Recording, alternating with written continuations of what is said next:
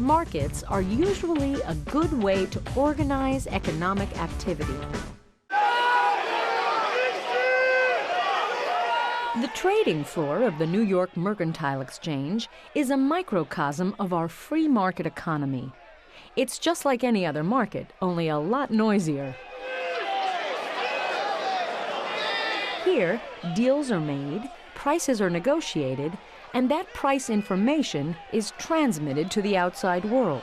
A market is fundamentally a place in which people make exchanges. And when we say a market, we generally mean that the exchanges are governed by prices. That prices changing are the method by which goods and services are allocated from one person to another, or that prices are the means by which goods and services are rationed. A good example of that is a wholesale fruit market where farmers come to sell their fruit and vegetables, and supermarket owners come to buy fruits and vegetables, which they are then going to resell on to consumers. A stamp show is another kind of market that brings buyers and sellers together in one place. There's a lot of browsing and a lot of bargaining. Those two together comes to $3.50. Can you do anything else then? I already did. I did it as we went. I gave you a very good deal on this stamp in particular. It's like the stock market. R190? You know, if somebody has an ask price, you give a bid price, and, you know, if they're not happy with your price, they'll try to shop it around to other dealers. And they'll go for the highest price. It's just plain R190? We call our system a market economy. It's made up of huge numbers of markets like this one. Resources are allocated through the decisions of millions of firms and millions of households.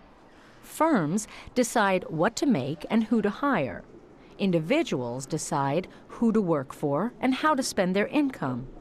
Everyone interacts in the marketplace. The man who first tried to explain how a market system works was Adam Smith. Smith was a brilliant philosopher who lived in Scotland in the 18th century. He published the first great book about economics, The Wealth of Nations, in 1776. One of the big surprises about market economies is that they work at all. Because after all, market economies are decentralized. There are thousands of buyers and thousands of sellers in many markets. Why doesn't this degenerate into complete chaos? Well, Adam Smith said that markets in fact work very well. He said they're guided as if by an invisible hand that leads to a desirable allocation of resources. And one of the reasons to study economics is to understand how that invisible hand works. How is it that buyers and sellers interacting with one another in what could be a chaotic setting leads to a desirable outcome? The invisible hand that Adam Smith wrote about is the workings of self-interest by individuals in the economy. So his assumption is that if you look out for yourself and try to maximize your benefits, and everyone else tries to do the same thing, everyone wins. So for example, if you have a catcher's mitt, and I have $25, let's say, and I want to buy this catcher's mitt from you for $25, and you want to sell it to me, we both win.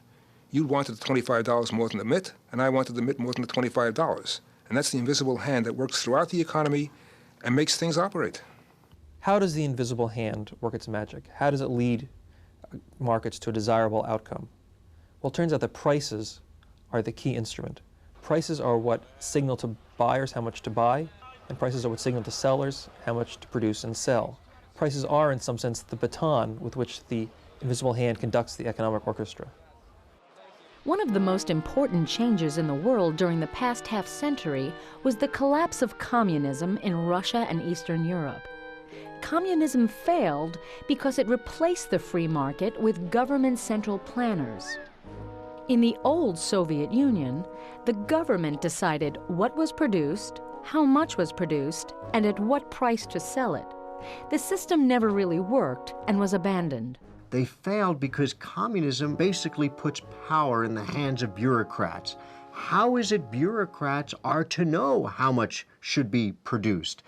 If there are not price signals, if there's not supply and demand telling producers to produce more or create less, then bureaucrats merely have to guess. One socialist economist had said, well, the bureaucrats can just see people lining up for goods, and that would tell them that more needs to be produced. Well, communism certainly produced long lines, but it didn't produce the goods and certainly didn't produce them in an advanced state at an economically efficient price.